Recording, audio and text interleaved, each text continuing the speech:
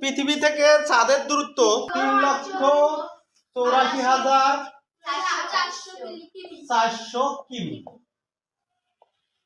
তারপরটা দেখেন, পৃথিবী থেকে সূর্যের দূরত্ব 15 কোটি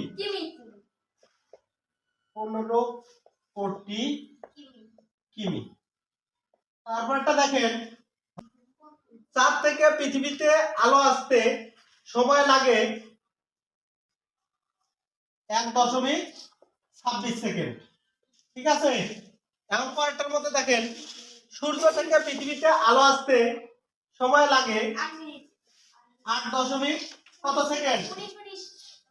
8.19 সেকেন্ড। তারপরটা দেখেন, আলো 1 সেকেন্ডে কত কিলোমিটার বেগে যায়? এটা হবে 3 লক্ষ